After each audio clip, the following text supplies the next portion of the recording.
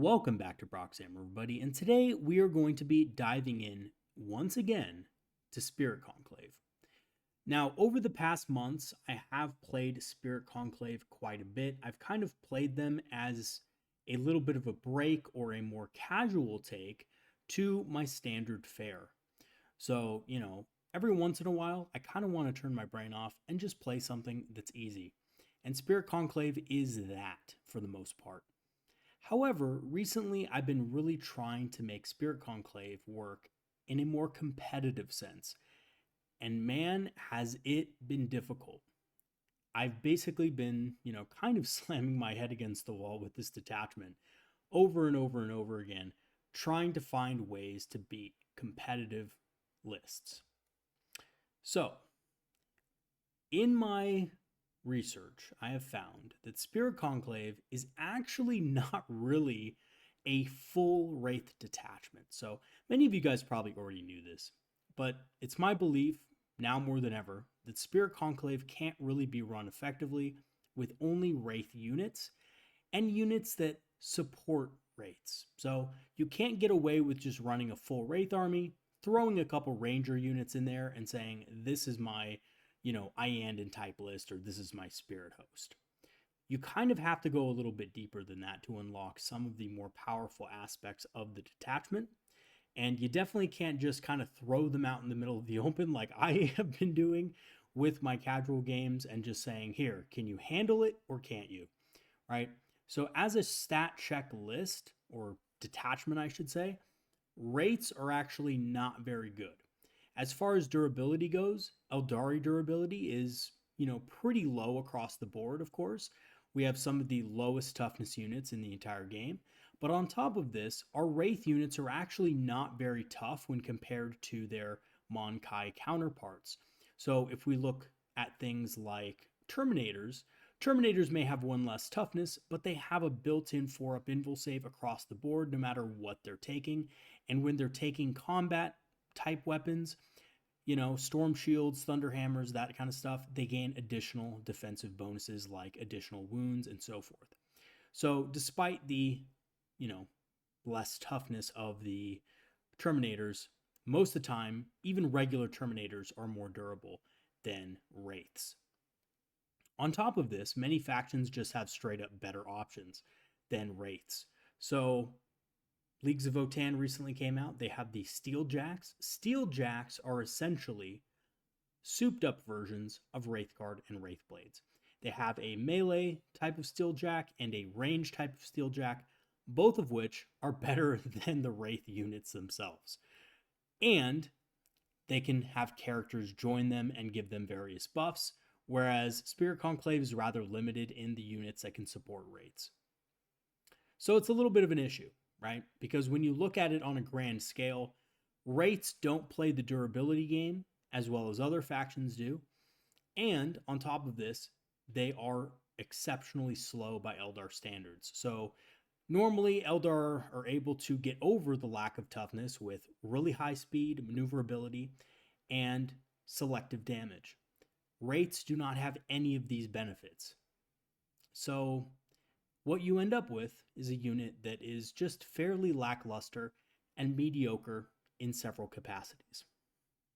So what we're going to have to do, and here's the real challenge, is we're going to have to find a way to get over those weaknesses and still use those Wraith units to their fullest potential. Now, I do think there are a couple units in the, kind of Wraith sphere that are really good still, and I will go over what those units are because I do think they are some of the better ones anyway, but we are going to kind of talk about their downsides as well and the weaknesses of this detachment because there are several. So let's go and dive in. So the first thing we're going to do is look at the actual detachment rules, give ourselves a refresher of it, because realistically, this is what a lot of the problem is the actual detachment itself doesn't give enough power to Wraith units in an obvious way. So we're going to look at the detachment rule. Basically, every time a Psyker unit is destroyed in your army, and that is our Ozerani Psyker, of course, because, Shadow Seers, can't obviously be counted for some reason. But basically, every time they're destroyed, by an enemy unit, that enemy unit gains a Vengeful Dead token, and every time a Wraith Construct model from your army makes an attack against that unit, you add 1 to the hit roll and 1 to the wound roll.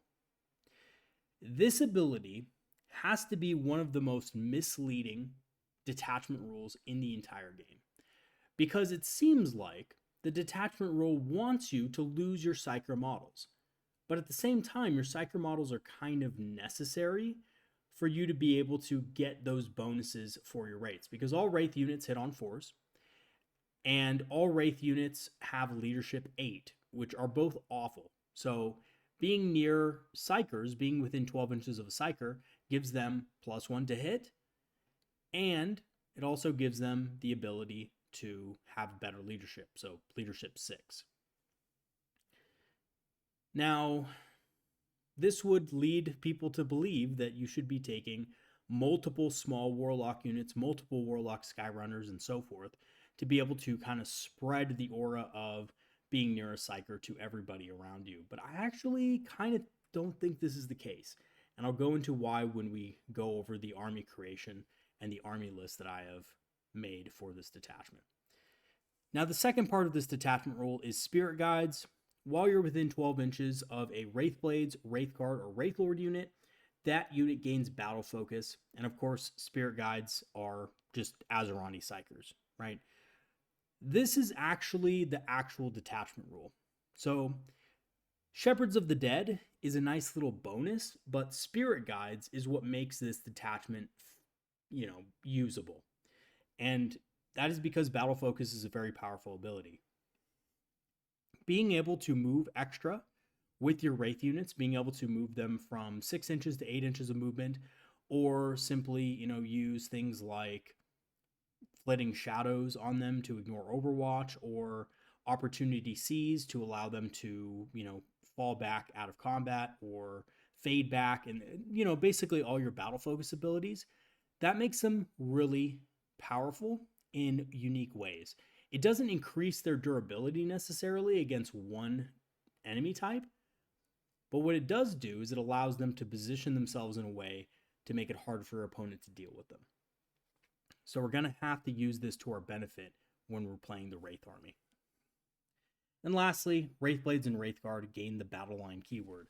Personally, I don't even think this is really needed. I know that, it's nice to have them as battle lines so you can spam Wraithblades or spam Wraithguard, but you don't really want to use, in my honest opinion, that many Wraithblade units anyway, because if you use too many of them, you kind of lose the bonus effects of being able to, use battle focus on them, because you only have so many tokens and you're going to run out of tokens eventually. So having more of something isn't necessarily better in a lot of cases, especially with an army like this. Okay, so let's talk about the enhancements. So the enhancements are actually some of the worst in the entire codex. I really don't like them. I really dislike using them. And I think oftentimes they just don't do anything for you. So I know I'm going to get some pushback from this, but I actually think these enhancements are terrible, and none of them are auto-include at all. So the first one let's talk about, Light of Clarity. This is probably the best out of the bunch. The problem with this enhancement is it's so expensive and it has no right to be. So it's 30 points, Spirit Seer model only. In your command phase, you select one friendly Wraith Construct unit within 12 inches of the bearer. Now keep in mind, in your command phase could mean before the Battle Shock step, right? So this, and obviously before you score primary. So this could allow you to score more primary than your opponent. However, what usually happens is your opponent just either doesn't go for the objective at all, or they shoot you off the objective and it ends up not mattering too much. So, also, you have to be within 12 inches of that unit. Until the start of your next command phase, add 1 to the objective control characteristic of infantry models in that unit, and add 3 to the objective control characteristic of monster models in that unit. Again, the problem with this enhancement is that it is too expensive, but also the units themselves that you're able to use it on aren't really that durable. So if you're playing on GW terrain layouts, which usually have open objectives, you're not really going to be able to get the most out of this, because if an opponent can draw a bead to your Wraith Guard squad or Wraith Lord or whatever it is on that objective, they're likely going to destroy it. If they can't draw a bead with you, shooting wise, and they charge in, they're going to have enough power to kill most of the models in your unit. And then after your unit's destroyed, you have nothing to Light of Clarity on. So on the opposite side of it, if they charge you with something that's not going to necessarily kill you, Wraith Blades, they get Fight on Death. You can attack them back, kill a lot of their models, and still just have enough OC to control the objective anyway, right? Especially if you have a Wraith Lord supporting it or something like that. So I have found that Light of Clarity is actually just kind of a nothing burger enhancement for the most part. I know that seems really weird to hear, but honestly, the 12-inch ability, right? The 12 inches is really low range. It means your Spirit Seer has to be really far up there with your Wraiths to be able to be useful. And Spirit Seers are really easy to kill when they're out there in the open, even when within 3 inches of a friendly Wraith unit. And likely, just like I said, Wraiths aren't the toughest infantry in the game, right? You really want to be able to use this on Wraith Blades because you have a full squad of 5 and you're able to get +1 OC on each one.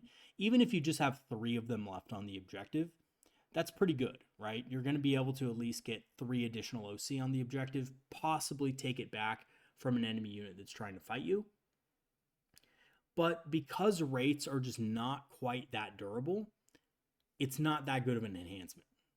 So in my opinion, you're better off just trying to use other methods to get objective control. And we'll talk about that later in this video. The second enhancement is Staff of Kurnus. Now, Staff of Kurnus is a little weird. It's basically a take it if you can enhancement, where if you have extra 15 points, probably just take that, but it's still not that good. It's Spirit Seer model only. In your command phase, you select 1 Wraith unit within 12 of the bearer, excluding Titanic units, which kind of sucks, so no Wraith Knight. Until the start of your next command phase, if you make a critical wound when you make an attack, that attack has the precision ability. Now, this can be situationally good, and that's why I think you take it if you have 15 extra points over the next enhancement that we're going to talk about. And that is simply because it's possible to have one of your Wraith Lords get a lucky precision shot on something and maybe kill a character. And that's only if you have no other targets to shoot at and your opponent leaves it open for you, right? Because it's such a low chance of actually happening that a lot of times opponents aren't going to really care too much about it. They're going to be like, oh, it's only a critical wound. That's only a 6 to wound that it's going to be precision attack. Do I really need to worry about this too much, right? The other thing you can use it for, though, is a little bit of a bait. And what you can use this on, in combination with one of the stratagems we're going to talk about in a second, is on a unit of Wraith Blades. So you target a unit of Wraith Blades with this, and the Wraith Blade unit doesn't charge anything. You just leave it behind somewhere where your opponent has to take it out, right? So your opponent has to charge you to be able to get you. Can't shoot you because you're behind a wall. Your opponent charges in. You activate the Devastating Wound stratagem, and this activates as well during your opponent's fight phase. And basically what happens is your Wraith Blades fight on death, right? And, let's assume all of them die. They fight on death. 3 of them are going to be able to fight back. You get 15 attacks. You're hitting on 3s. You get about 10 hits. And you're getting dev wounds, and you're getting critical wounds or precision. So you might end up being able to kill a 4-wound character with this ability. So think Necron Wraiths, right? Think Necron Wraiths or something like that, where you can precision the character out of the unit. The Cryptex only have 4 wounds. They heavily rely on a, big bodyguard of guys to be able to protect them. If you just force 2 dev wounds through against your opponent, then you can easily kill them, right? Now, it's not guaranteed or anything like that by any stretch, but there is a chance that if you get charged, you can absolutely wreck an enemy character. So I like it for that reason, but I still don't think it's that good of an enhancement. The next one is Rune of Mists. Rune of Mists is cheap, it's only 10 points, but I've actually found it to be terrible. And that's just because cover is so prevalent in 40k that it's really rare that your unit is not going to get cover unless it's really just out in the open. And this is the problem with Rune of Mists. It doesn't just give you cover, it's situational cover, right? You need to be able to be outside of 18 inches of enemy models to get the benefit of cover from that attack. And usually this just doesn't happen, right? So, unfortunately, your opponent is mostly going to be probably within 18 inches shooting you, or they're going to be charging you, right? So a lot of times Rune of Mists just isn't that good. Again, situationally good in certain circumstances. It does give your Wraith Lord, I guess, cover if your Wraith Lord for some reason doesn't have it outside of 18 inches already. But typically speaking, the way boards are set up, you will get cover because there's going to be, like, even if your opponent can see part of your base, you're probably still going to get cover because there's some part of the terrain that your opponent is shooting over and that's obscuring your Wraith Lord's base. So your Wraith Lord isn't going to be fully visible. Same thing with the Wraith Blades, right? So it just doesn't really work that well, honestly. And I don't think it's a good enhancement. I actually think it's a waste of 10 points. So if you have to choose between the Staff of Kurnus and the Rune of Mists, definitely go with the Staff of Kurnus. The Rune of Mists probably wouldn't even be worth it for 5 points unless you had literally 5 points spare. All right, now let's talk about the last one. The last one I find interesting, but just way too expensive. Once per turn, when an enemy unit ends a normal advance or fallback move within 9 of the bearer, you can make a normal move of up to 6. This can protect your Spirit Seer from some things that want to try to assault you or want to try to get within that lone op range. That can be useful situationally, but it's just really expensive. It increases the cost of the Spirit Seer considerably to 90 points. And at 90 points, I just feel like I would just rather let him die for 65 and give my opponent's unit a Vengeful Dead token than attempt to keep him alive and then just lose a squad of Wraiths or something like that, right? Anyway. So, I don't know. I really don't like it too much because of its point cost. If it was cheaper, if it was like 15 points, I would definitely consider taking it more often. And I think it would be a good alternative to the Staff of Kurnus at 15. But at 25, it's too expensive to consider because Spirit Seers really aren't the main part of the army anyway. So protecting them a little longer doesn't really matter. I know some people will, bring it up. Oh, this allowed my, Spirit Seer to move back into a transport this one time. However, your opponent can also play around this, right? If your opponent knows you have this, they can just stay outside of 9 inches and then gun your Spirit Seer down, and you've just spent 25 points for nothing. So I think in most cases, it sucks. That one situation where it might be semi-useful, it's probably still not even really worth it, to be honest. So yeah, that's my opinion on the enhancements. I don't really like them at all. I think the most useful one is obviously probably Light of Clarity, but it's so many points. It's 30 points for that enhancement, and it's just way too steep. And oftentimes I find I'm not even able to use it to the best of its ability. So, and again, that might be, a skill issue on my part, but I've played over 20 games with it, and it's come in handy once. One time. And it wasn't even that big of a deal because I later counted up the OC again, and it turns out it didn't even matter. It didn't even matter. So anyway, Light of Clarity, not great for the points, but probably the most useful out of all of these. And if, the odd situation comes up where Precision's useful, Staff of Kurnus is also okay. Okay, let's talk about the strats. Now the strats are actually pretty good, I have to say. The stratagems are useful. I think the main issue with the stratagems is they're being used on units that are kind of subpar, so you kind of have to find ways of maximizing them. So the first one here is Seer's Eye. You target a Psyker model and a Wraith construct within 12 inches of it that has not been selected to shoot or fight. And you basically ignore armor penetration and damage characteristics modifiers when shooting or fighting that enemy unit. So If that enemy unit has Armor of Contempt, you can use this ability and you will ignore that Armor of Contempt. If they have some sort of damage, negation, then you can ignore that as well. This is basically a lesser version of Warrior's Focus from the Aspect Host detachment. And it's actually worse because you need line of sight with a Psyker model, right? So you need line of sight to that enemy unit, which is kind of crazy. So it's situational. It's not always bad, don't get me wrong, but it's often just not going to come up.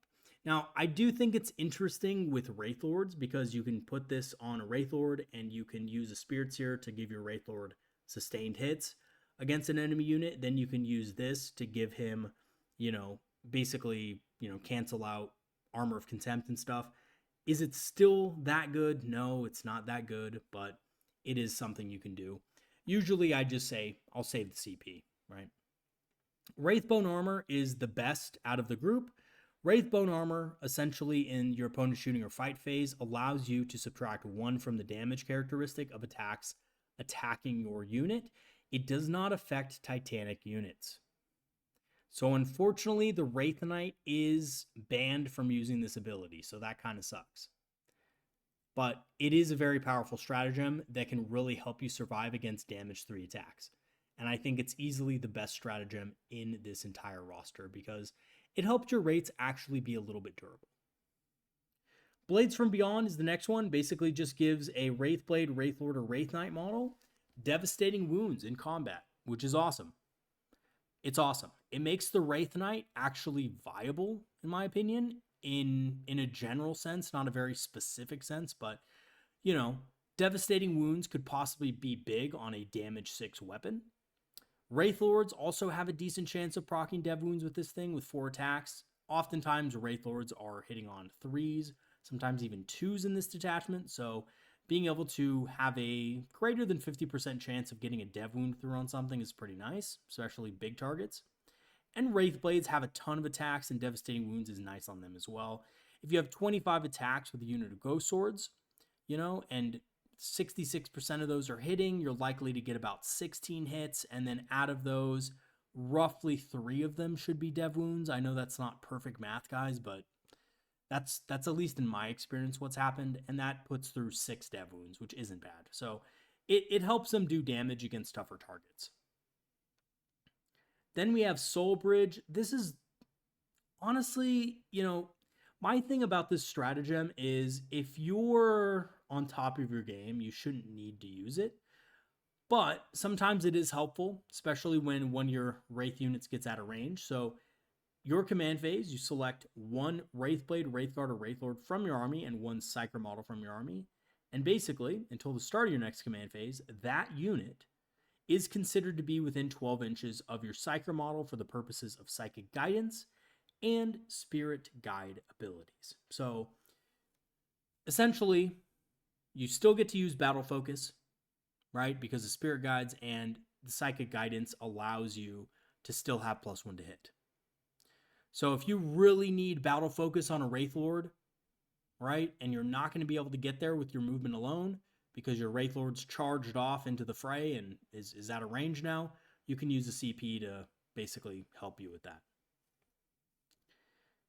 Spirit Token just gives you a sticky objective, Wraith Blade or Wraith Guard unit from your army at the start of your movement phase.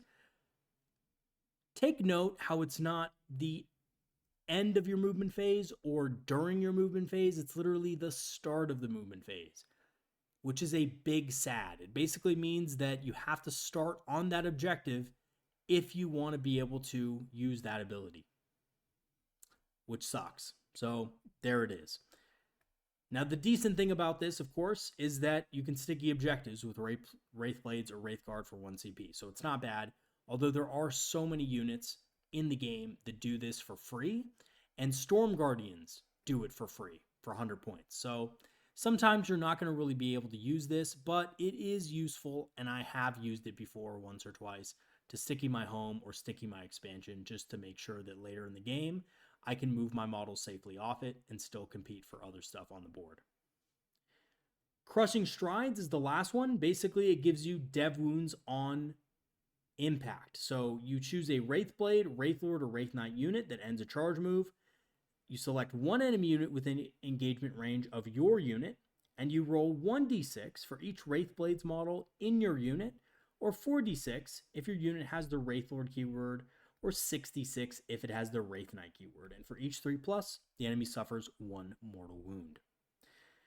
Now, I have to say, this is a very, very good stratagem for Wraithblades because you only need to get one model in engagement range to be able to have the whole unit use this ability. So you charge in with a Wraithblade unit, one of your models makes contact, and you get to roll for the entire unit. So 5d6 if it's a full unit of guys on a 3+. So that's pretty much Ish's Fury, right, on a charge, which is really nice. It's not quite because it's one less dice, but it's still pretty good.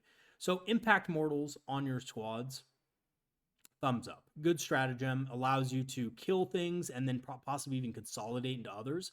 So this is really good against like stuff that fights first. If you have a problem with Lilith or a Solitaire, for example, and you have no other way of dealing with the fights first unit, this is a great way to do it. Charge into the fights first unit, do 5d6 mortal wounds to it. Well, not 5d6, excuse me. It's roll 5 dice on a 3-up. It's a mortal. So you can easily kill, one or two characters with, or not one or two characters, sorry. Just one 4-wound character is well within your means to kill. And sometimes you can even get a little bit lucky and kill a heavier character. So because it's on 3+, I've personally had experiences with 3+ rolls where I'll roll 4 dice, they're all 3+.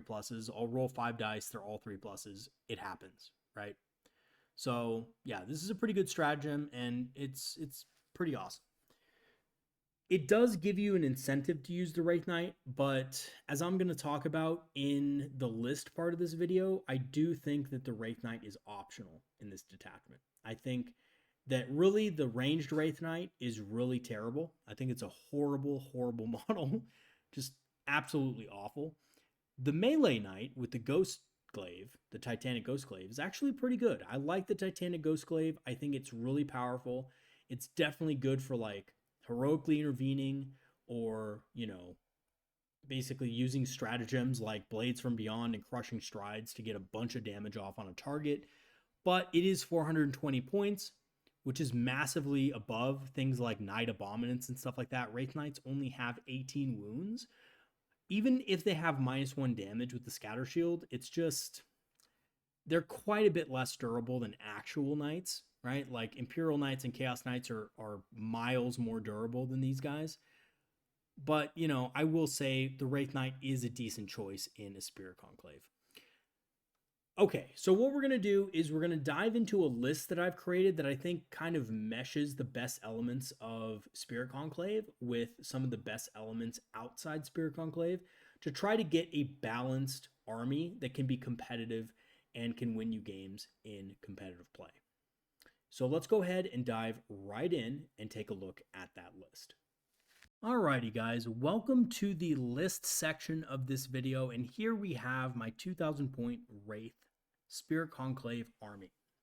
So the first thing you'll notice is that this is not typical. You'll look at some of the heroes here right off the bat and you'll be like, Proxy Hammer has lost his mind. What is he doing?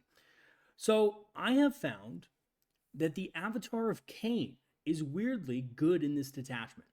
Now, I'll tell you why. When you compare the Avatar of Cain to something like a Wraith Knight, they're actually pretty comparable on a base level. The Avatar of Cain has 14 wounds, a 2-up save, a 4-up invul, and he halves all damage that is incoming. The Wraith Knight has 18 wounds, has -1 damage, and also has a 4-up invul and 2-up save. The only difference is the Avatar of Cain is 1 less toughness, which does matter, but it doesn't matter against the vast majority of weapons that he's going to be facing in close combat. The only thing it's going to matter against is strength 12 weaponry and strength 11 weaponry, right? Because the Wraith Knight, of course, is going to be wounded on 5s against strength 11. But how many strength 11 weapons really are there in the game, right? Except for some weird, maybe Adeptus Mechanicus or Necron stuff, there's really nothing that's strength 11. So Avatar of Cain, almost as durable as the Wraith Knight, and more durable in some cases when your opponent makes high rolls than the actual Wraith Knight itself. Also, the Avatar of Cain has a wonderful special rule of allowing models to get +1 to their charge.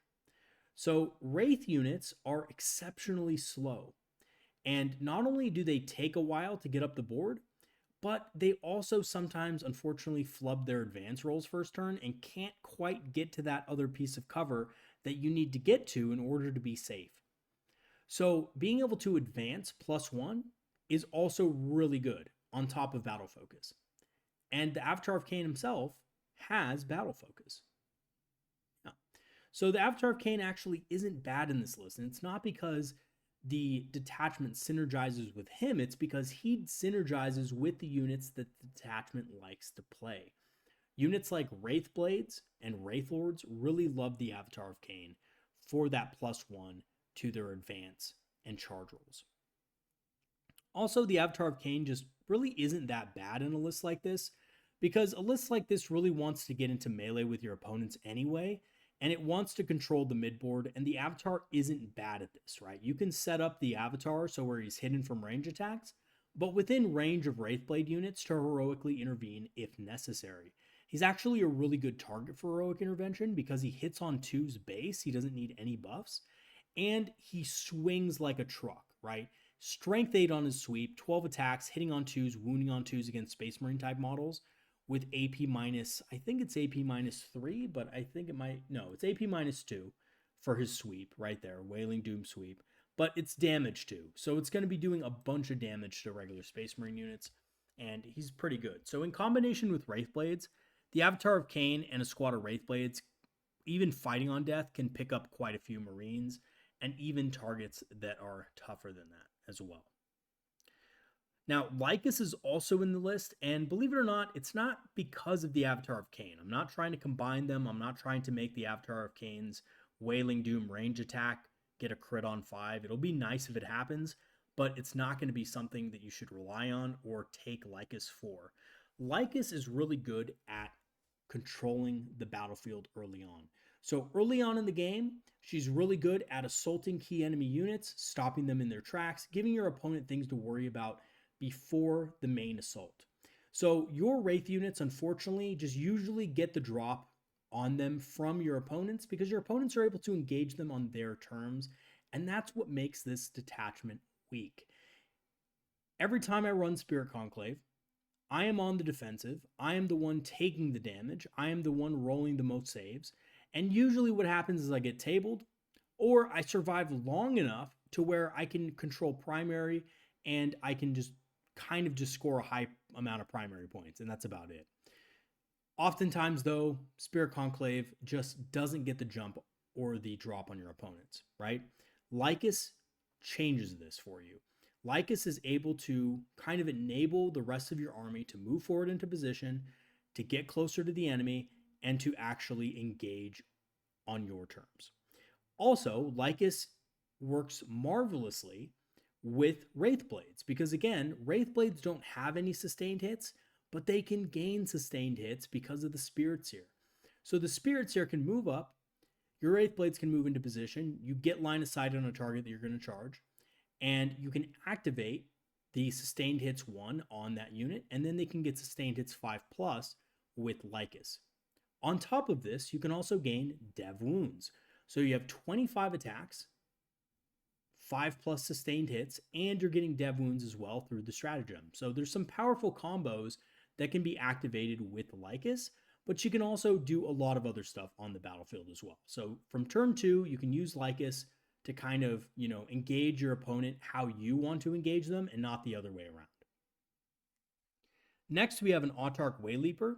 Now, Lycus and the Autarch Wayleaper are going to be with Warp Spider units so that they can move 24 inches, which obviously they need to be able to do to control the battlefield. The Autarch Wayleaper is a really good way of getting a free stratagem in on the first turn and to be able to kind of hit something hard before the main attack. So if your opponent has a bunch of vehicles on one of the flanks or has a bunch of tough targets or tough infantry that it's just going to bulldoze your Wraith Blades if they can't get the charge first, then the Autarch Wayleaper can stop this, right? The Autarch Wayleaper can go in there, can move block, can maybe, mess with an opponent's objective control and things like that. It's not as good as the Aspect Host one because it doesn't have that great enhancement that allows it to get extra OC for every model in the unit.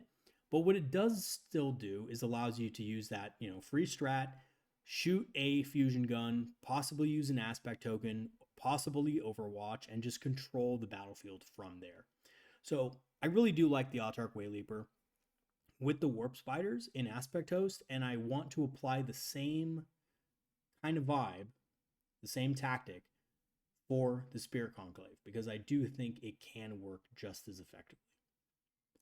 I also have a Farseer for guide. So Farseer is just there for guide because it helps the Wraith Lords. Wraith Lords get +1 weapon skill and ballistic skill when near a Psyker, which means they can also benefit from +1 to hit. So for those of you out there who don't know, +1 to hit modifiers and +1 to moon modifiers do not really stack. You can only get +1, and if you do get +2 from any source, it's going to cap at +1. So if you have +2 to hit from 2 +1 to hit sources, unfortunately, one of those +1s to hit is going to drop off. Now, this only really helps against units that have like stealth and stuff like that. So, usually people don't try to stack +1s to hit. However, the Farseer's +1 to hit does stack with +1 weapon skill and ballistic skill from the Wraith Lords that are in this list. So a Farseer, we just have a Farseer in this list, and we're going to be using that guide in Eldritch Storm to our advantage. We have 2 Spirit Seers. One has the Staff of Kurnus, again, just because I had extra points. It had nothing to do with how good the enhancement is. I think it actually isn't that good, but it was a better choice than Rune of Mists. So I went with the Staff of Kurnus. And then we have a regular Spirit Seer. These can give units sustained hits. They can revive Wraith Blades. They can, heal damage on Wraith Lords. Really not that good. You shouldn't really rely on any of those things to make your Wraith Lords, Blades, or, Knights any tougher. Because no one's going to just shoot a Knight, do like 2 damage, and then say, okay, I'm done shooting it, right? If they're going to shoot it with anything, they're going to probably have the means to kill it. If they don't have the means to kill it, then you're probably not playing against a very good player. Or maybe it's just one of those situations where they just had a random last cannon somewhere in their army for some reason, and they fired at it and happened to do some damage. It's still not really that good, right? So being able to bring back Wraith Blades usually doesn't really matter, right? I think in a lot of my games, I've maybe brought back 2 or 3 over the course of the game between, 2 Spirit Seers. So it's not bad, don't get me wrong, but it's not something that's super effective and it's going to change the scape of the game. Now, we also have 3 units of Wraith Blades in this list. It seems like it's a little light on Wraith Blades, but I feel like 3 is probably the perfect amount of them. You don't need more of them just because the more Wraith Blade units you have, the slower some of them actually become. Because, of course, you can't afford to deploy them all safely, except if you deploy them on the line, right? So what I mean by that is you can only deploy a couple of Wraithblade units in positions that are both on the line and also safe from enemy shooting. Any more than that, and they're going to have to be farther back, so they're going to kind of be a quote-unquote wave 2 and not really going to be in a position on turn 2 to charge anything. And what that does is it actually weakens your army because it means you're going to have, a lot less points available on that turn for offensive capabilities. So having just 3 Wraithblade units is kind of perfect because I can position, 1 on my expansion. I can position 1 to maybe get into a ruin next to the center objective so that I can be prepared to fight on the center. And then I can put 1 on my home objective, and that Wraithblade unit can move up to maybe try to support the center or maybe even attack my opponent's expansion if my opponent leaves it a little light. So 3 units I feel is just enough for this, and usually I really only need 3 units anyway. As for our infantry, we do have 2 units of rangers. These guys are going to be move blocking for us. scoring objectives perhaps, and just being a nuisance for our opponent to deal with. And they're just meant to basically prevent our opponent from alpha striking us with a bunch of stuff, right? 2 units of Rangers is super defensive. I played a game the other day where I was running it wasn't this list specifically, but it was a, more Wraith heavy Spirit Conclave list. And it just basically got tabled by an Aspect Host list. And yeah, I was really wishing I had some Rangers in my army, and I didn't have any Rangers, and that's exactly why I lost the game in 3 turns. So make sure that when you're building one of these lists, you do have units like Rangers to do some move blocking and screening for you. You don't want to get hit by 30 Swooping Hawks, Lycus, Warp Spiders, Jane Czar, and Fire Dragons all in one turn, because you will get tabled. Next, we have a unit of 2 Warlock Conclave just to protect the Farseer, just from a little bit of indirect fire, something like that, make them a little bit more durable. And that's about it. That's why they're there. They're not really meant to do anything except just kind of support the Wraith Lords in the back and cast Guide when needed. With the Farseer, of course. Now, the other thing, though, is that they can also spread out a little bit to kind of give yourself a 12-inch Psyker bubble for your Wraith units. It's not really necessary for the most part, but, sometimes you can use the Warlocks to spread out a little bit for this purpose. Now, lastly, we have those 2 units of Warp Spiders I talked about, one with the Power Blade Array with Lycus, and the other with the Spinneret Rifle and Death Weavers. And they're just going to be 2 Warp Spider units trying to move up the battlefield, cause as much damage and havoc as possible, so that you can get all your Wraith units into a position to strike. And again, remember, we also have that Avatar of Cain. So, the Wraith units are not going to be unsupported. They're going to have the Avatar of Cain nearby. They're going to be fighting. We have Wraith Lords in the list as well. 3 of them, as a matter of fact. And I love Wraith Lords. I think they're really good. I think the main problem with them is that they're a little bit unreliable. So what I mean by this is Bright Lances are not that good at taking out tanks. And there are so many tanks in the game right now. Like, everybody is just spamming tanks. It's kind of ridiculous, actually. So because of this, Wraith Lords are kind of unreliable against those vehicles because, your opponent can pop smoke, they can pop AOC, and I like Wraith Lords in this specific detachment because you can give them a lot more offensive buffs, right? Like, you can give them sustained hits with the Spirit Seer, and you can combine this with the Seer's Eye, right, to ignore AOC. That's something that's a little bit cool. It's not super cool, but it's neat, right? So you can boost their damage a little bit. You can also boost their speed so they can get better line of sight on targets. And lastly, and probably what I like the best about the Wraith Lords, is that if you boost their speed in combination with the Avatar of Cain, you guys honestly probably haven't thought of this, but in some situations,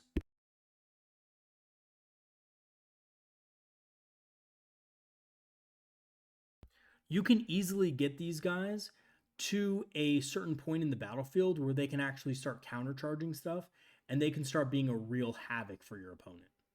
And your opponent might not even see it coming, just 3 Wraith Lords shooting up the board like 15 inches, because you can give them +2 to their move, right? So they get +2 moves, so they're at 10.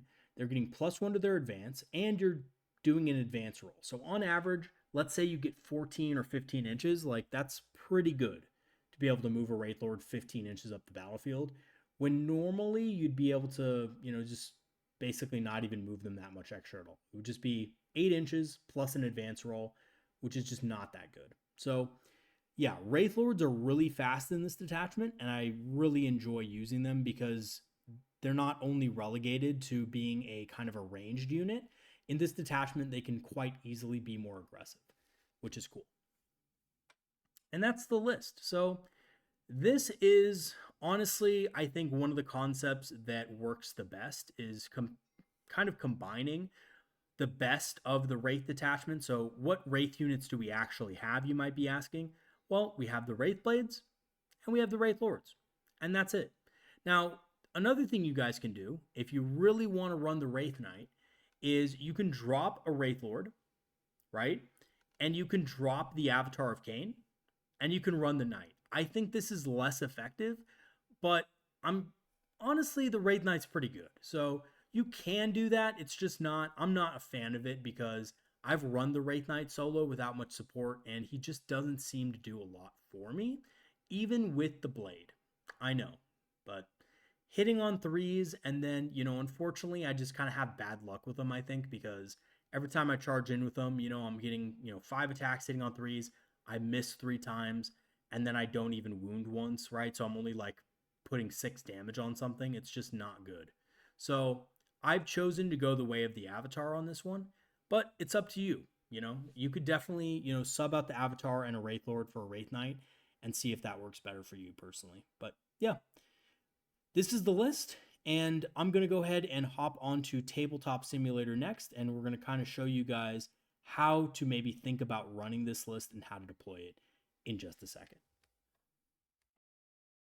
Alrighty, everybody, welcome to our Tabletop Simulator example where we will be going over how to deploy and how to play our Spirit Conclave list. So over on the opponent side, we have a, just a standard Blood Angels army. I didn't really put too much time into deploying these things, but these are the general placements that you're going to see your opponent actually put their models in, with a few changes. Obviously, I'm not a Blood Angels player, but I have played against them quite a bit, and these are generally what I kind of see being placed where. So there they are. And of course, back there, some Strat Reserves, maybe some Death Company or Sanguinary Guard in Strat Reserve. And on our side, we have our army here. So we have our 3 Wraithblades basically just positioned to move up and present a kind of a wall for our opponent to have to chew through before getting to our juicier targets. And then we have our Warp Spiders. So our Warp Spiders are actually pretty key to all of this. We do have our Rangers here as well. Now, I put bubbles around them because we may not actually be able to deploy them here. It just depends on what your opponent has. If your opponent puts Scouts right here, for example, you're not going to be able to put Rangers there. So we could easily just move these to somewhere else. Like what I like doing actually with Rangers is I like just putting them on this particular deployment right here in front of the Wraith Blades so that they can kind of advance up and move, block, and do stuff turn 1. But if you don't get first turn, they're not automatically dead, right? Because Scouts will kill these guys for basically free, and that's pretty much all they'll do, right? So we could just put those guys right there if we don't get first turn, or if they have Scouts or whatever here. All right, but for now, I'm just going to leave them right here. Blink. All right, so we have our move blockers up front, our Rangers, infiltrating, making sure that our opponent is not going to be able to just, kind of dominate us in the battlefield and hem us in, right? So we can kind of spread out with these guys a little bit, use our reactive move to move block them so they can't just charge into our stuff over here. And we have our Wraith Blades, like I said, going to present a wall, and our Wraith Lords right behind. And our Avatar of Cain is going to be right here also, providing that 6-inch aura to our Wraith Lords so that they can advance that +1. And we're also going to have a +1 advance, of course, on these Wraith Blades right here. So this is typically how I would envision a first turn looking like for this army. So when it moves up, you kind of just do this, right? You're going to start on this side. These guys are exactly 12 inches within the Spirit Seer here. And, whoops, it's not measuring correctly. There he is. Yep, 11.9. So you're within battle focus range. We're just going to go ahead and do an advance roll. These guys don't get the +1, but still, that's pretty decent. That's usually enough to get them up here. So we're just going to move these Wraith Blades +4, so they're going to move their 10 inches. And we're going to actually kind of get them right about here. So what I like to do actually, I'll move them like 8 inches. And I don't like to put all of the Wraith Blades on the objective. And there's actually a reason for this. Because of vehicles like this, right? Ball Predator comes in and just flames them to death. So what I like to do is we've moved, wait a second, moved 8 inches. I like to just move a couple inches over like this. Right? And then if our opponent wants to come in hot and heavy and just try to flame us, They can, but they also risk us just moving on to the objective with battle focus, right? So we're going to kind of move like this. It's 2 inches. Perfect. And then 2 inches right there. So that's a pretty bad advance roll, but even with a kind of a crappy advance roll, we can get into a position that we want to get into, right? So we're not fully committing to the objectives because we don't want to die on the objective and give them overwhelming force or storm hostile objective potentially, but we're just waiting to see what our opponent does. If our opponent doesn't shoot the unit, great, thumbs up. If our opponent does shoot the unit, then we can take the objective. We're going to sticky that objective probably on our home, so we're going to, go ahead and just spend the command point for that. And we're going to move this Wraithblade unit. They're going to also advance. Okay, 2 inches. Well, they will get the plus, +1 from the avatar here, I believe, unless I'm... okay. Well, I messed up on that. So this... hopefully you guys will forgive me. This is something I would check beforehand, but basically just make sure you're within 6 inches. 6.5. Can move this guy a little bit down here, and we can get that. So we get that +1 to advance rolls. Cool. 0.5. Yeah, sometimes with this kind of stuff, you have to be very careful. I do sometimes wish the Avatar of Cain had a larger radius for that ability, but we're basically just going to take these guys, and we rolled a 2, so we're going to go 3 inches because of the Avatar of Cain, and we're going to go +2 inches. So 5 + 6 is 11. So we're just going to get up here. So right about here, we're just going to shift a little bit like this. And actually, if you don't get a good advance roll and you notice that, you're like out here in the middle of the open and you're not entirely safe, it's totally okay to do this, right? Like if you get first turn, it's totally okay to just do this kind of thing. Just be like, you know what? Nah, I'm not going to throw out my squad for no reason. I'm just going to move them up slightly because I didn't get a good advance roll there. I wasn't able to block off this wall. So I'm just going to go ahead and move up. Move up with this guy. Get him in the corner or something like that. I like putting him in the corner here so that he can kind of extend his range a little bit more. Put our Wraith Guard right in between.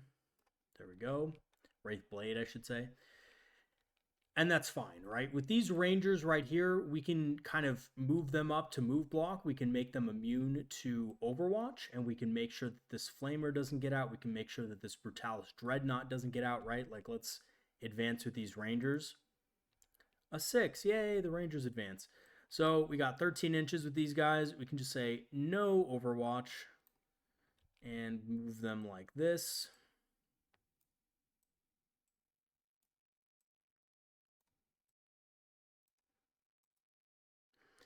And again, really not that big of a deal here, but it does prevent our opponent from doing some crazy stuff.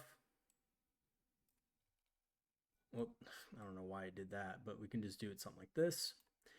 Now, one thing to watch out for when going against certain armies is some armies do, I don't think Blood Angels have it, but some armies do have like a charge mechanic where they can charge you if you're out or within 6 inches of them.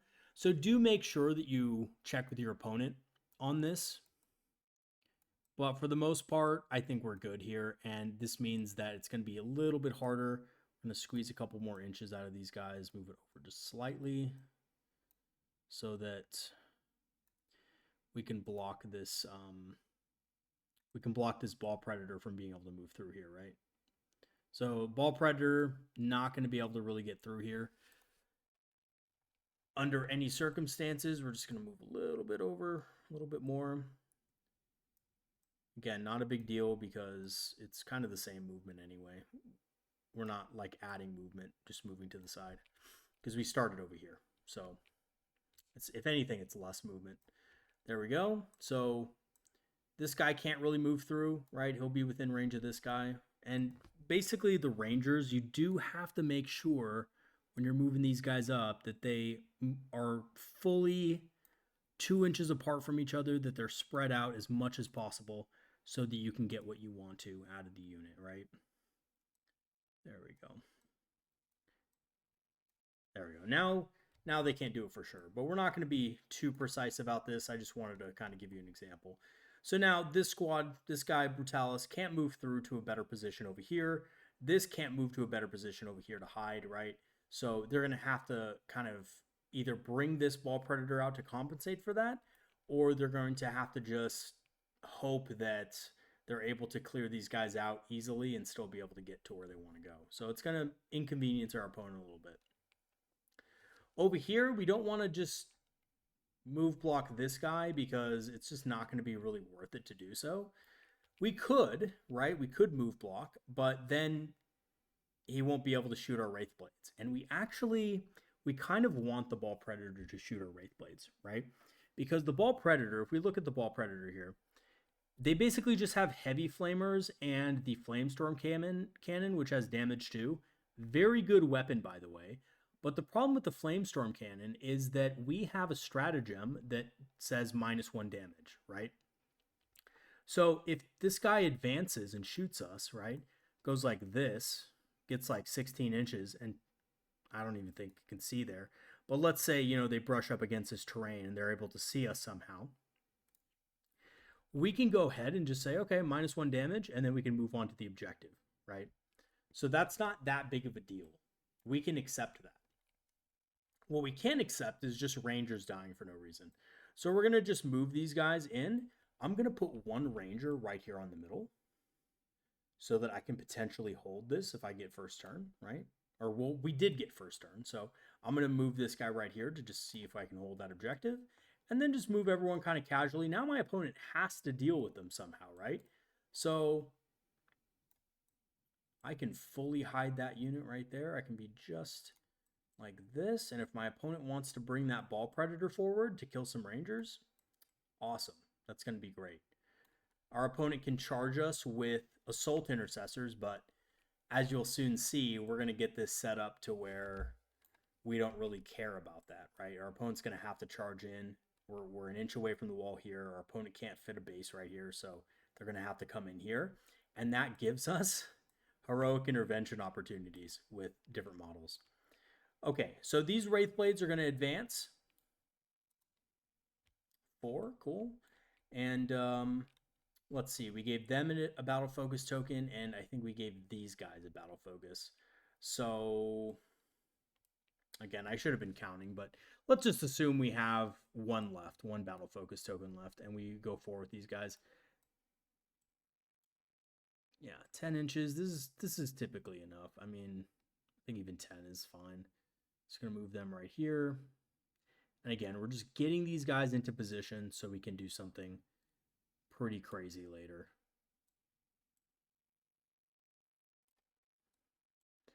And you can start to see why I said earlier that it's not really a big deal if we have only 3 squads of Wraith Blades, because that's all we really need, right, guys? We don't need hordes and hordes of Wraith Blades that are just going to do nothing for us. This Wraith Lord's going to move up. We're going to advance him. 2. So that goes 10. We don't really need that much range on these guys, to be honest. We don't have that many threats coming at us, right? I mean, again, one Ball Predator isn't going to be able to kill a Wraith Lord. Not a chance. And this Wraith Lord's going to advance at least 9, but let's see what we roll. Okay, cool. So we can move up a little more into this pocket, which is helpful. Forgot how far they moved, but whatever. So, and then this Wraith Lord, we can just kind of keep this Wraith Lord here, actually, because this is a perfect little pocket for him. And we can also keep the Avatar of Cain here if we want to. Now, the other cool thing is, I mean, a competitive Blood Angels army nowadays doesn't run 3 Ball Predators. It's running 3 Predator Annihilators. But even so, right, a Predator Annihilator, it just doesn't have the speed to actually attack us here. So there's pros and cons to all of this stuff here. All right, so we have pretty much everything set up. Avatar is in a fine spot, right? Our opponent hasn't engaged us too well yet, so Avatar of Cain's fine. Now notice something about the Avatar. It has movement 10, which means that its movement's going to be a little bit higher. So we can actually move 5 inches this way and then move 5 inches out from here. So this means that with this 5-inch movement, we can add +2 to that with battle focus, and we can actually threaten something on the objective because the Avatar has +1 to charges. So we can threaten something that's in the middle here, trying to kill these rangers or whatever, right?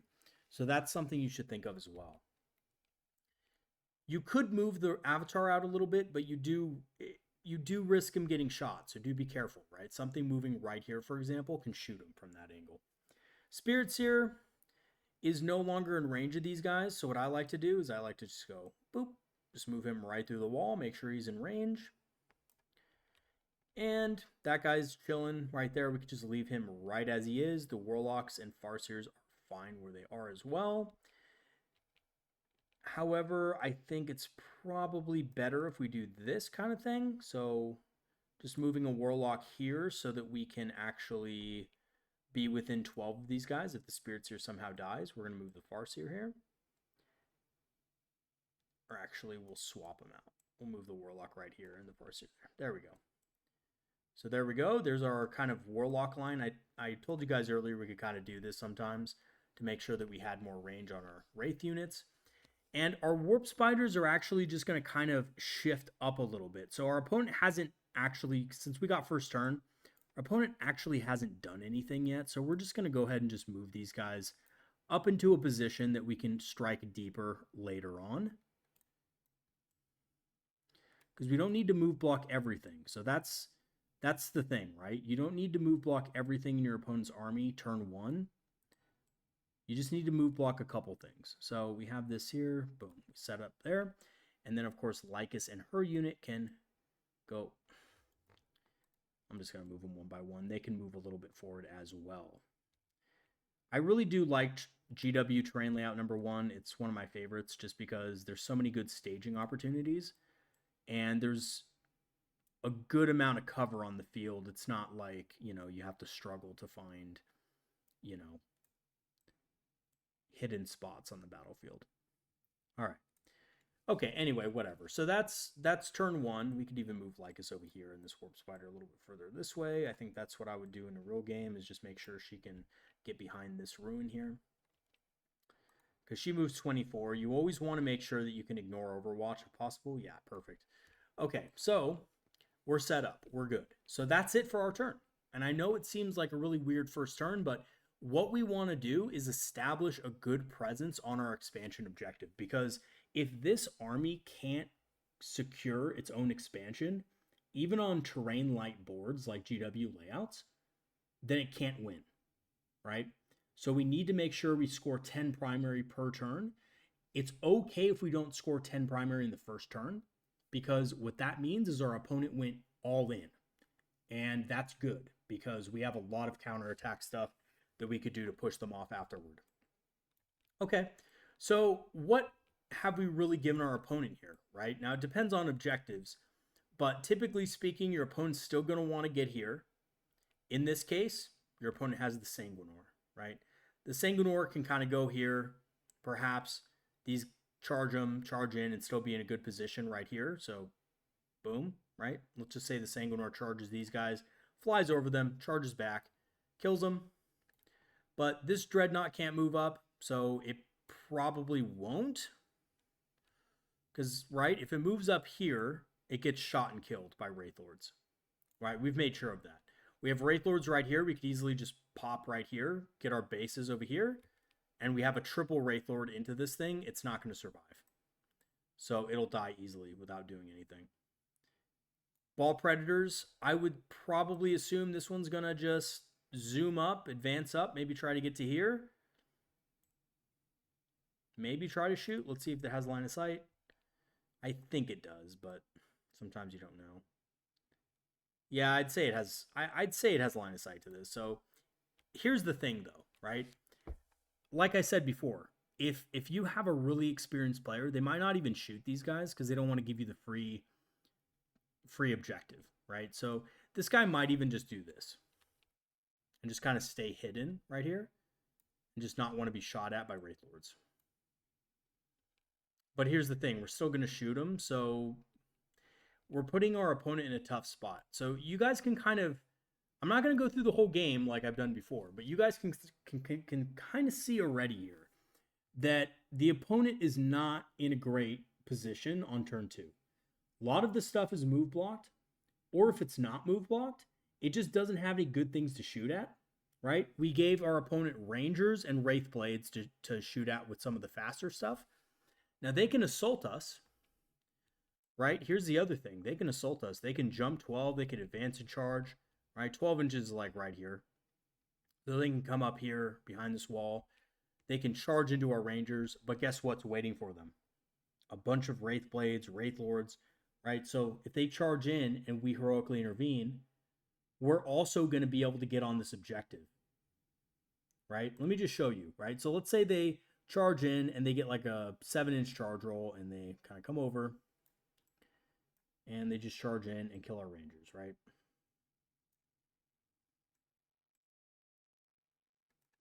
What you're going to immediately do, by the way, I don't think they're going to be able to go that far typically, but let's just say that's the end spot, right? So we're going to immediately countercharge them with this unit right here, this outside unit. So we're going to go in like this. And again, when you countercharge, when you heroically intervene, you just have to make it in base. So as long as you can make it in base, come on, Wraithblade. Just as long as you can make it in base here. God, okay, that's fine. You don't have to really do much. So we base, we base, we base. Our other Wraithblades can't base, right? Because chances are we're not going to roll like a crazy roll. But even if we do, let's say we're able to base here too, right? We're able to base four places. God, come on. There we go. He's based. Let's just count him as based. This model right here can just do this and be on the objective. So we've secured the objective anyway. So if they shoot us, we use battle focus, we secure the objective. We use fade back, we get onto the objective. And we sticky it during our command phase as well, or start of our movement phase. If they want to charge us, we heroically intervene, we gun on the objective. And chances are these guys are probably mostly going to die. Like, you know, Wraithblades hit pretty hard against Marines. So we're not giving our opponent good options. Even if they secure this area, right? Even if they kill all these Rangers and they're able to, like, you know, move up the Ball Predator a little bit. These Sanguinary Guard have fly, of course. So these Sanguinary Guard, okay, I'll move them right there. For some reason, it didn't want to cooperate with me. But yeah, Mephiston's like right here. He's a lone op. He's pretty safe from stuff, you know. And these guys are just kind of moving up to, you know, kind of stage or whatever. This is a really hard position for your opponent to be in, right? Like, there's not a ton they can do. Like, what does this Ball Predator even have? Like, it can zoom up straight forward. Maybe it can, like, tow the objective a little bit. But it just dies, right? These Wraith Lords just kill it. That's the problem, right? These Wraith Lords can just kill it. These Wraith Lords can just kill this. So your opponent's not going to be in a good position regardless, right? Your opponent has two options. Go forward and try to Zerg you, but because you're Spirit Conclave, you have the tools to prevent a Zerg from happening, right? Your opponent can't put that much pressure on you because you have these really durable units for Eldar, and it's just Ball Predators aren't going to do anything. You know, Sanguinary Guard, by the way, really good unit. Damage 2 weapons. Guess what? Against -1 damage, it's not that good, right? Like, even the Sanguinor has damage 2 weapons. It's not that good against Wraithblades with -1 damage on it. He has 8 attacks. He has a bunch of strength, a bunch of AP. It doesn't matter. They're getting a 5-up save, which it sounds bad, but it's actually decent when there's that many attacks being thrown out. So just real quick, let me show you, right? So this is without buffs, but the Sanguinor charges in and has 8 attacks, hits on 2s. I can't remember whether the Sanguinor rerolls or not, but I don't think so. And then strength 6, wounding on 4s. Okay, great. Great roll, right? We have 1 dev wound, which is going to be a single wound, and we have 4 or 5 up saves. We've made one of them. So how many Wraithblades did the Sanguinor kill in combat? He killed 1 Wraithblade, and he did 1 wound to another one. That is one of the most powerful melee characters in the game, the Sanguinor, for his points. And he only killed 1 Wraithblade. I mean, I know we didn't count Oath of Moment for rerolls to hit, but still. He basically got most of the hits and wounds through, right? I mean, he got 5 out of 8 wounds through on a toughness 6 target. That's pretty good. So, you know, I don't know. Depending on the detachment too, right? Because some detachments have advance in charge. Some have +2 strength, +1 attack on the charge. So it does depend a little bit. But is he going to be killing the whole squad of Wraithblades? No, he's not. And then on top of that, the Wraithblade still gets to maybe fight back on a 3-up. So a lot of these combat characters are just not going to be that effective. Now, Blood Angels might be a good matchup for this army, but even other armies as well, right? Other armies that rely on shooting. They're not going to be able to eliminate all of this in a single turn of shooting when we factor in the fact that we can just move Rangers up to move block their shooting lanes, right? Like if we go against an Aspect Warrior Eldar army, we can use units like Rangers to block certain places out and make sure that our Wraithblades can get up far enough to where if we get the next turn and we're not absolutely destroyed, which we shouldn't be, but again, Aspect Host is pretty nasty against this type of list. We can counterattack effectively and we can kill a lot of Eldar in return, right? So even in the mirror, I think this is a much better choice. And we also have, we don't just have Wraith units, right? We also have Spiders. We also have these other things that can deal damage to, you know, hordes of infantry or, you know, heavier targets as well. We have the Avatar of Cain. He's not even out to play yet, right? Avatar of Cain really hits really hard. So we can definitely come out with the Avatar, come out swinging, and come out hard. So yeah, I really think that this list can work as a Spirit Conclave list, even though it doesn't seem like a Spirit Conclave list, if it makes sense, right? There's a lot of Aspect Warriors. We only have a couple of actual Wraith units. We have only 6 Wraith units, right? The 3 Wraith Lords and the 3 squads of Wraithblades, but everything else is Aspect Warriors, and that's to cover the inherent weaknesses of the Wraith list. And I think as long as you can get into a position like this where your opponent has no real good choices on the first turn of the game on how to engage you, I think you'll have a huge advantage. Because once we get to this point, by the way, like if we're over here, 12-inch average charge, like we're within charge range of anything that crosses this line.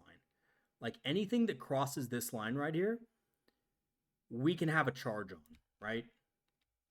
I mean, realistically, on this time, we're like right here. But this is what we can get a charge off on. Anything right here, anything behind this wall, we can charge over here if we want to, if your opponent puts something behind here, but we block that this time. Maybe next time we don't, right? So there's a lot of things we can do there. Okay, guys. That's going to be it for today's video. Thanks for watching. I think Spirit Conclave is probably still the worst detachment, sadly. I would really love to see some Wraith buffs pretty soon because they're one of the weakest units in the Codex. But Wraithblades happen to be pretty good at just soaking up damage and dishing it back pretty well. They're pretty decent at it, even though they're overcosted in my honest opinion. And Wraith Lords are just good for 140. You know, 140 points gets you something that rerolls 1s to hit and to wound against a selected target, usually vehicles or monsters. That's really good. 2 Bright Lances, 2 Flamers, a Ghost Glaive in combat, which is a good combat weapon. The thing is hitting on 2s with Guide, which is really strong. So yeah, I think this detachment can work if we see a couple buffs from Wraithblades and stuff like that. And we might, you know, end up seeing a resurgence of Wraiths if, you know, they get the proper, you know, the proper buffs and the proper love. So we'll see. All right, guys, that is going to be it for today's video. Thanks for watching. And, you know, leave me a comment and tell me how you think the video was, or, let me know if you have an idea with rates that I haven't discussed yet. I have tried rates in Wave Serpents. Unfortunately, it just doesn't. I've heard people say that. By the way, I just quick tangent about the Wave Serpent. The Wave Serpent is okay, but rates in a Wave Serpent, I know that they can battle focus back in it and stuff, but it sometimes just kind of flops because you can't battle focus after a charge. Like they could just charge you, right? So unfortunately, there's some stuff that like works in some like matchups that won't work in others.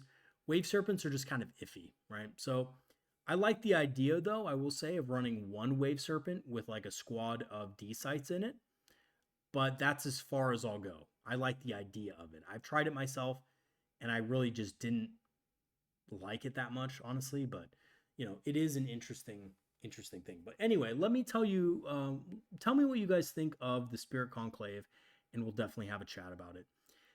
And thank you so much to all my patrons and supporters who've supported the channel over the last 3 years. Your support really means a lot to me, and I'm excited to say that I hope to get more content out soon for you guys.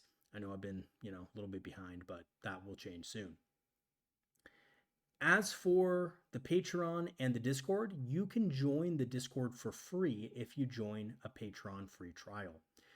You can obviously cancel afterward, and you could support the channel if you want to, but you don't have to get into the Discord, and there's tons of Eldar players and enthusiasts in there who love talking about Warhammer tactics, Eldari tactics, and other stuff as well. So yeah, we'd love to have you. And then lastly, I do have an Amazon affiliate link and a channel store page if you want to check out some discounted Eldar minis or some Eldar inspired apparel to wrap at your local game store. All right, guys, that's going to be for today's video. Thanks for watching, and I'll see you guys next time. Peace out.